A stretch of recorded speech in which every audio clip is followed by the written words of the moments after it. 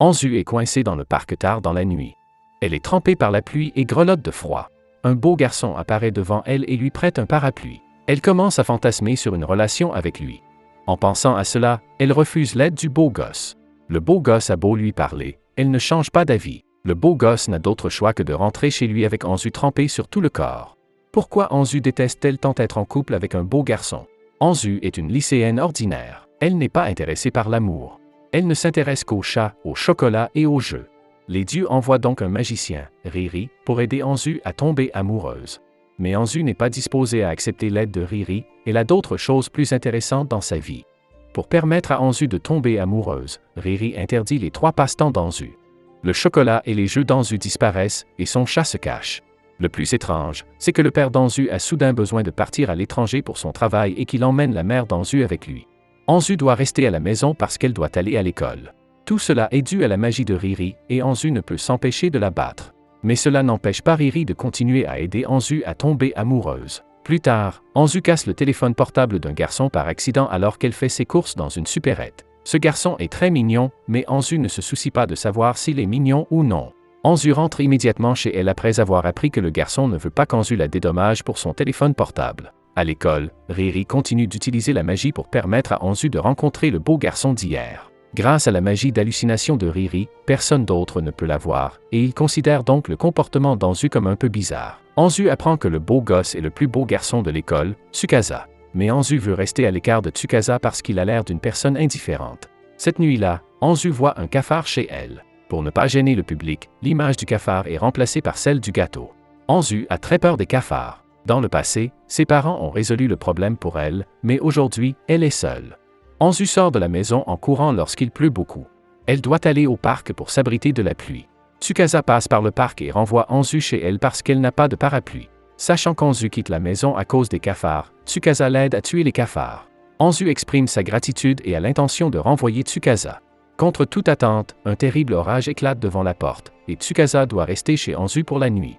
C'est à nouveau la magie de Riri, et elle veut donner à Anzu une chance de tomber amoureuse.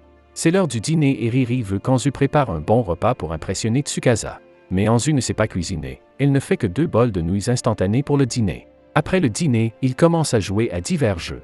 En tant que maître de jeu, Anzu est très doué pour les jeux. En jouant à Othello, Anzu bat facilement Tsukasa. Ensuite, ils jouent à nouveau à un jeu de société et conviennent que celui qui perd la partie sera responsable du déjeuner du lendemain. Ce jeu nécessite beaucoup de chance. Pour donner une chance à Anzu, Riri le place délibérément dans une mauvaise situation.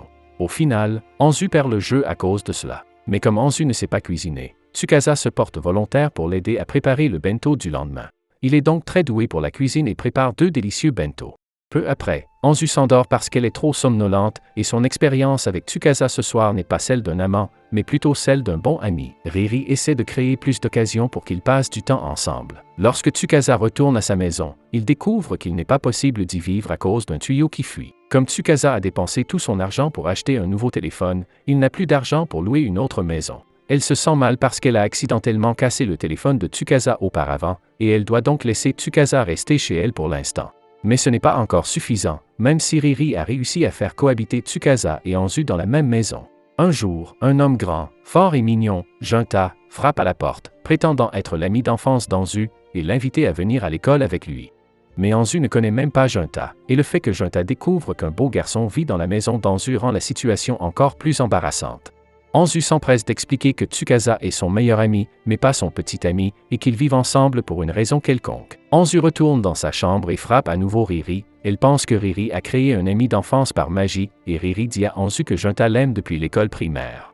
Mais Anzu est sûr qu'il n'y a pas eu d'amis d'enfance à l'école primaire. Anzu doit faire semblant de se souvenir de lui au cas où elle blesserait Junta. Sur le chemin de l'école, Junta se sent toujours frustré par le fait que Tsukasa habite chez Anzu. Anzu est désolé que les souvenirs de Junta aient été manipulés par Riri. À ce moment-là, un scarabée rhinocéros vole soudainement au-dessus de la tête d'Anzu. Anzu déteste tellement les insectes qu'elle doit demander à Junta de l'aider à attraper le scarabée rhinocéros. Junta enlève l'insecte et aide Anzu à arranger sa coiffure plus tard. La gentillesse de Junta fait qu'Anzu se sent encore plus coupable.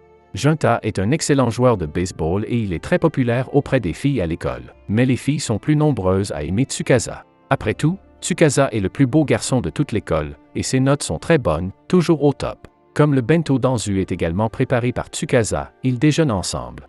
Tsukasa ne veut parler à aucune des filles qui lui plaisent beaucoup. Ces jours-ci, Tsukasa et Anzu se déplacent souvent ensemble et cela attire bientôt l'attention des admiratrices de Tsukasa. Les filles arrêtent Anzu après l'école et essaient de lui faire préciser sa relation avec Tsukasa. Quand Anzu répond qu'elle et Tsukasa ne sont que des amis, les filles demandent à Anzu de les aider à poursuivre Tsukasa, mais Anzu refuse leur demande, sachant que Tsukasa ne veut pas non plus tomber amoureux. Les filles se mettent en colère et commencent à insulter Anzu, puis une jolie fille surgit de nulle part et répond aux filles en insultant Anzu. Les filles ne savent pas comment réagir et s'enfuient. La fille est Riri, qui utilise la magie pour se transformer en humanoïde et se dit cousine d'Anzu. De retour à la maison, Anzu et Riri se disputent violemment. Riri veut qu'Anzu tombe amoureuse, mais Anzu ne veut pas. Anzu n'arrive pas à se fâcher contre Riri parce que ses intentions sont bonnes, même si elles se disputent beaucoup. Ce soir-là, Junta vient chez Anzu en tant qu'invité, et Tsukasa s'occupe de la cuisine et prépare un bon dîner. Junta découvre que Tsukasa est mignon, qu'il est doué pour les études et qu'il sait aussi cuisiner. Junta se sent soudain très honteux, pensant qu'Anzu doit être plus attiré par Tsukasa que par lui-même. Riri se rend compte des inquiétudes de Junta et fait une suggestion audacieuse. Anzu a une chambre libre chez elle et invite Junta à emménager avec elle, mais Junta reste ambiguë dans sa réponse. Anzu est tellement gênée qu'elle arrête immédiatement Riri et lui vole sa baguette. Riri ne peut plus utiliser la magie pour permettre à Junta d'habiter chez elle. La baguette tombe accidentellement sur le caca pendant la dispute. Il faut beaucoup de temps à la baguette pour se rétablir après qu'elle a été salie et Riri ne peut plus utiliser la magie pendant un bon moment. Junta est soulagé d'apprendre que Tsukasa n'a pas de sentiments romantiques pour Anzu lorsqu'il réconforte Junta pendant que Riri et Anzu se battent pour la baguette. Quelques jours plus tard, la magie de Riri est rétablie. Lorsqu'Anzu entend un bruit dans la pièce, elle pense que Riri prépare à nouveau quelque chose en secret et se précipite dans la pièce. Elle est loin de se douter que le bruit provient d'un voleur pervers. Le voleur s'enfuit et Riri n'arrive pas à le rattraper, mais Junta, qui est athlétique, le rattrape facilement et le maîtrise. La mère de Junta apprend l'incident par téléphone portable et propose à Junta de rester chez Anzu pour éviter que cette situation dangereuse ne se reproduise. La mère de Junta semble connaître la famille d'Anzu depuis longtemps, c'est pourquoi elle fait cette suggestion audacieuse. Anzu se rend compte que tout ceci est l'effet de la magie de Riri, mais c'est déjà arrivé. Elle ne peut qu'accepter le résultat. Le lendemain, Junta emménage à son tour dans la maison d'Anzu. Dès lors, Anzu et les deux beaux garçons commencent à vivre ensemble. Cependant, Anzu n'est toujours pas intéressé par les relations amoureuses et ne les traite que comme des amis. Presque tous les jours, Tsukasa prépare des bento et, de temps en temps, Anzu essaie d'en faire. Junta est tellement heureux quand il reçoit des bento d'Anzu qu'il les mange tous, même si certains plats sont brûlés. Tsukasa reçoit encore des confessions d'amour de la part de quelques filles, mais il choisit de les rejeter avec indifférence. Ce n'est que face à Anzu que Tsukasa se montre heureux. Ce jour-là, Tsukasa veut s'acheter des vêtements, mais il se fait généralement draguer par des filles lorsqu'il va faire du shopping. Tsukasa demande à Anzu de l'accompagner pour que les autres filles considèrent Anzu comme sa petite amie et ne viennent pas le draguer. Riri habille Anzu pour qu'elle ait l'impression d'être un rendez-vous galant. Le nouveau look d'Anzu fait que Tsukasa, qui a toujours été distant, ressent un léger pincement au cœur. Après leur sortie, de nombreuses filles regardent Tsukasa, mais la présence d'Anzu les empêche de s'approcher de lui. Mais à mi-parcours, Tsukasa attend seul devant le magasin de vêtements pendant qu'Anzu se rend dans les toilettes. Toutes les filles alentour remarquent immédiatement Tsukasa, ce qui effraie ce dernier. Ce n'est qu'à l'apparition d'Anzu que Tsukasa revient à la normale. En guise de remerciement, Tsukasa offre un bracelet à Anzu. Mais le fait qu'ils fassent du shopping ensemble rend Junta très jaloux. Cependant, ni Tsukasa, qui est mignon et a de bonnes notes, ni Junta, qui est grand, fort et doux, n'incite Anzu à entamer une relation tout de suite. Riri trouve donc un nouveau petit ami pour Anzu.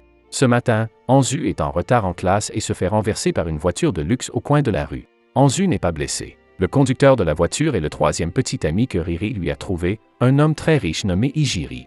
Pour s'excuser auprès d'Anzu, la gouvernante de Ijiri demande à Anzu de monter dans la voiture et la raccompagne.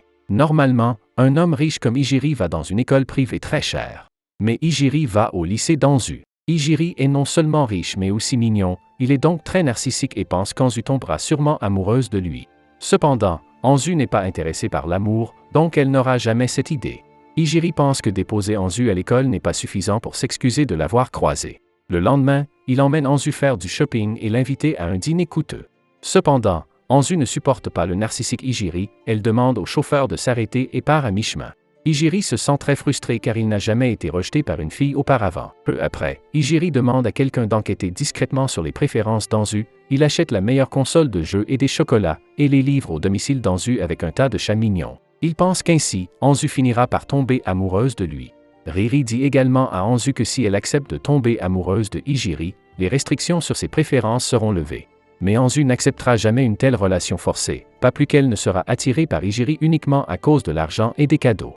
Elle refuse tous les cadeaux de Hijiri et dit à ce dernier qu'il est inutile que tous les cadeaux proviennent de l'argent de ses parents. S'il veut envoyer des cadeaux, il doit utiliser l'argent qu'il a gagné lui-même. Anzu est surprise de voir Hijiri le lendemain lorsqu'elle va travailler à la supérette, où Hijiri va également travailler pour gagner l'argent des cadeaux lui-même. Bien que ce soit la première fois qu'il travaille très dur et n'est plus égoïste. Anzu change d'avis et pense que Hijiri est une bonne personne avec une personnalité étrange. Après le travail, le chauffeur de Hijiri exprime sa gratitude à Anzu. Il s'avère que Hijiri a fréquenté une école aristocratique, mais qu'il manquait de bon sens en raison de la richesse de sa famille. Le père d'Hijiri l'inscrit donc dans un lycée ordinaire en essayant de lui faire comprendre la vie des gens ordinaires. Mais Hijiri est toujours aimé par tout le monde à l'école et sa personnalité narcissique reste inchangée. Ce n'est qu'avec l'apparition d'Anzu que Hijiri commence à faire des efforts pour comprendre la vie des gens ordinaires. Au bout d'un certain temps, Hijiri reçoit son premier salaire et veut l'utiliser pour acheter un cadeau à Anzu. Anzu laisse Hijiri acheter la glace la plus courante, qui est un excellent encas à partager avec ses amis. En mangeant la glace, Hijiri commence à comprendre la vie ordinaire pour la première fois et s'en réjouit. Le lendemain, dans la rue, Anzu rencontre accidentellement un hooligan qui s'en prend à elle. C'est alors qu'une belle fille arrête le voyou. Anzu et elle font équipe pour donner une leçon au voyou. Anzu et la jeune fille discutent et elle apprend que la jeune fille est la grande sœur de Tsukasa, qui vit dans une autre ville avec les parents de Tsukasa. La sœur de Tsukasa vient dans cette ville pour rencontrer Anzu. Après avoir découvert le caractère d'Anzu, elle repart avec une grande confiance. Et il semble que Tsukasa ait une raison cachée de déménager seule dans une autre ville. Si vous voulez une suite à cet anime, commentez avec Anzu. Abonnez-vous, laissez un like et un commentaire pour aider la chaîne à grandir. Merci d'avoir regardé cette vidéo.